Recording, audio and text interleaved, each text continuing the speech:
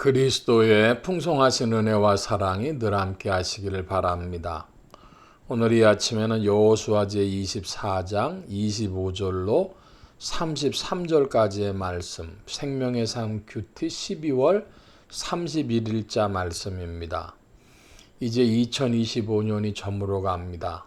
이때에 주님께 지난 한 해를 인도해 주신 것을 감사드리고 또 새롭게 맞이할 2026년을 주 안에서 소망하는 그런 믿음이 여러분들에게 더욱 충만하시고 왕성하시기를 바랍니다.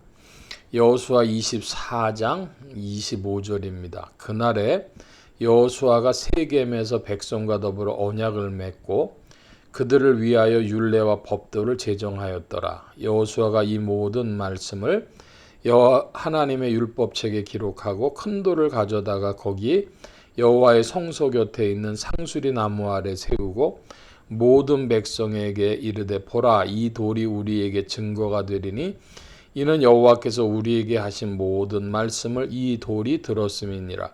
그런즉 너희가 너희 하나님을 부인하지 못하도록 이 돌이 증거가 되리라 하고 백성을 보내어 각기 기업으로 돌아가게 하였더라. 28절까지 말씀을 보았습니다. 25절에서 28절에 나오는 이 말씀을 가지고 흔히 세겜 언약이라고 합니다.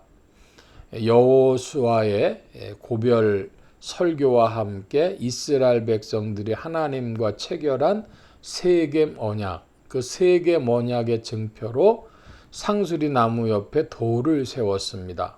그래서 어떤 성경학자들은 이 돌이라고 하는 것이 주로 예수님을 이야기하는 그런 영적 상징인데 그 흰 돌, 뜨인 돌, 그것도 예수님을 상징하고 이 언약의 돌도 예수님을 상징한다, 이렇게 이야기를 합니다. 이것은 각자 믿음대로 받으시면 되겠고, 제가 관심하는 것은 26절에 나오는 상수리 나무입니다. 상수리 나무 아래 세웠다. 성경에 상수리 나무가 주로 나오는데요. 이것도 언약과 관계가 있습니다. 믿음의 어떤 행동과 관계가 있는 것이라서 여기에 돌을 세웠는데 뭐라고 이야기를 하냐 하면은 이 돌이 들었다 그럽니다. 우리말에는 낱말은 새가 듣고 반말은 쥐가 듣는다는 말이 있어도 돌이 들었다 이런 말은 없는데, 이 이스라엘의 전통에 따르면은 돌이 들었다, 돌이 증인이다 이럽니다. 하늘이 알고 땅이 안다. 우리 말에는 그렇게 되지만 이 이스라엘 사람들은 돌이 들었다 그러는데 그 이유는 뭐냐? 그러면 이제 하늘이 알고 땅이 안다는 건 이제 사람 중심적일 땐 그런 말을 하는데, 이스라엘 백성들은 하늘은 하나님을 상징하니까 이 지상의 증인이 필요한데 사막지대에서는 그 모래가 다 바람에 날리지 않습니까? 그러니까 변치 않는 건 돌입니다. 바위입니다.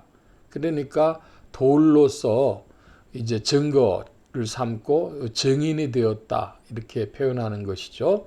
그래서 상수리 나무 옆에 돌을 세우고 이 돌이 들었다, 이 돌이 증거다, 증언자다, 지금 이렇게 이야기하고 있는 것입니다. 29절입니다. 이루에 여호와의 종 눈의 아들 여호수아가 110세의 죽음에 그들이 그의 기업 경내 딥나세라에 장사하였으니 딥나세라는 에브라임 산지 가스산 북쪽이었더라. 여호수아는 110세를 살았고 에브라임 산지 딥나세라에 장사되었습니다.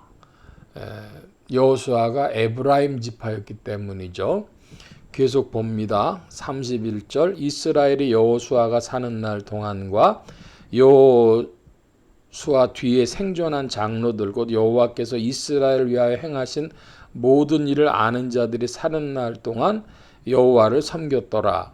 이 31절은 매우 시사하는 바가 있는 구절인데요. 뭐냐 하면 여호수아와 그 믿음의 사람 여호수아와 그리고 하나님께서 일하시는 것을 아는 그런 장로들이 있는 날 동안 여호와를 섬겼다. 그 얘기는 이제 불신앙에 들어가고 하나님이 하신 일에 대하여 잘 모르는 자들이 있게 되면 여호와를 섬기는 일에 문제가 생길 수 있다는 그런 뉘앙스를 여기에 지금 시사하고 있는 것이죠. 이스라엘이 또한 그렇게 되었지 않습니까?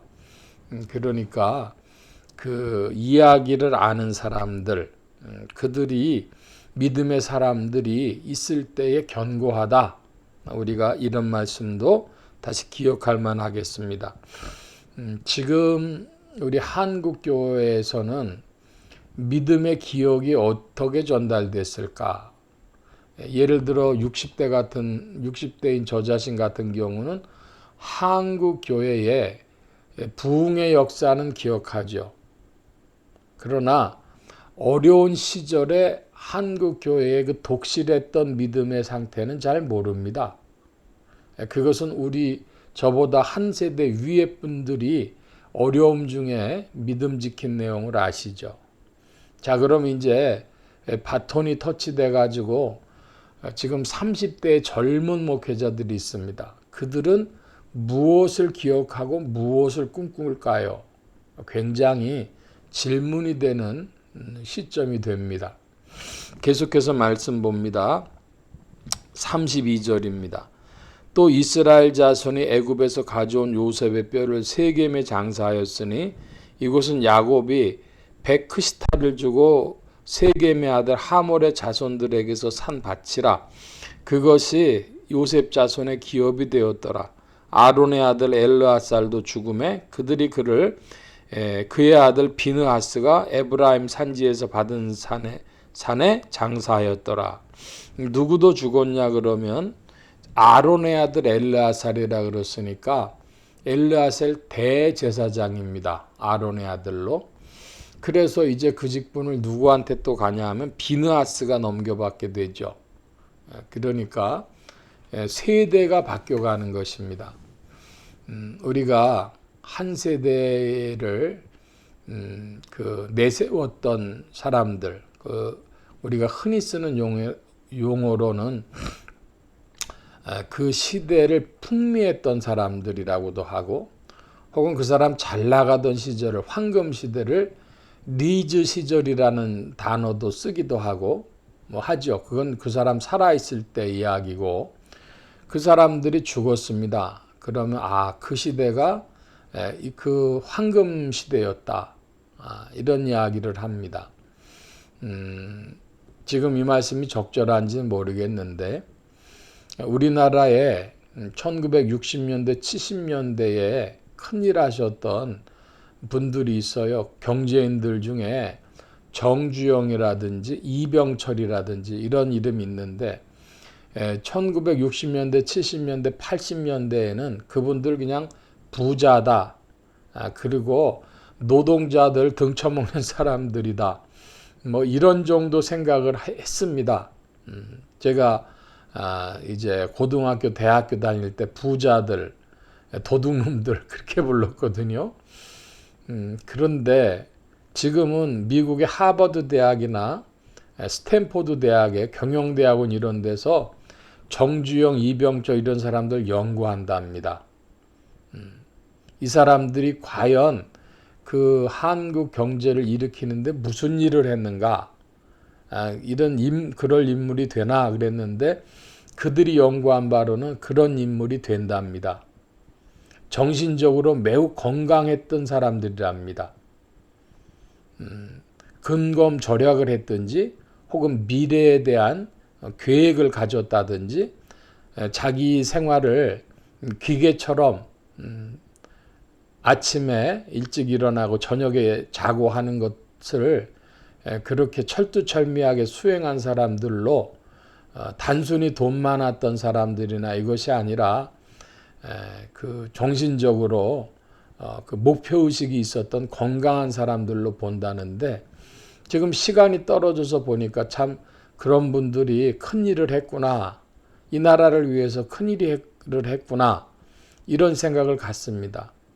그런 일들 때문에 우리 한국교회도 그 대한민국의 경제적인 힘을 입어서 세계 선교를 하고 그러는 것 아니겠습니까? 그래도 그분들도 가지요. 한 세대가 갑니다. 여호수아도 가고 엘르아살도 가고 물론 요셉도 갔습니다. 그러니까 시대가 가고 그 다음 세대가 또 나오는데 그 중국 사람들은 장강의 뒷물이 앞물을 밀어낸다. 그런 말을 해요. 역사가 진행된다는 것이죠. 아무리 그 훌륭한 사람들, 인물들이 있었다 하더라도 또 다른 시대에 또 다른 인물들이 오는데 우리 한국교회와 대한민국의 미래는 또다시 그런 인물들을 필요로 하는 시대입니다. 여러분, 교회를 위해서, 나라를 위해서 기도해 주시기 바랍니다. 하나님, 요셉도 있었고 여호수아도 있었고 엘르아살도 있었습니다. 그들이 갔지만 이스라엘 역사가 또 진행되는 것처럼 오늘도 우리의 역사가 진행될 터인데 주여 이 한국교회와 대한민국에 긍휼을 베풀어 주십시오. 또 2026년이 새로 시작되는데 이때 주님 긍휼을 베풀어 주옵소서 기도하는 성도님들 되어주시기를 바랍니다. 오늘 말씀 여기까지 봅니다. 기도합니다. 만복의 근원 되신 주님, 2025년을 붙드시고 도와주신 주님을 찬양하고 의지하며 감사합니다. 2026년 주 안에서 새로운 꿈을 꾸게 하시고 또한 이제 새로운 인물들이 나와 또 이 시대를 이끌어갈 수 있도록 한국교회와 대한민국을 축복하여 주옵소서. 주의 돌보심 구하며 감사하며 의지하올 때에 예수 그리스도의 이름으로 기도하옵나이다. 아멘.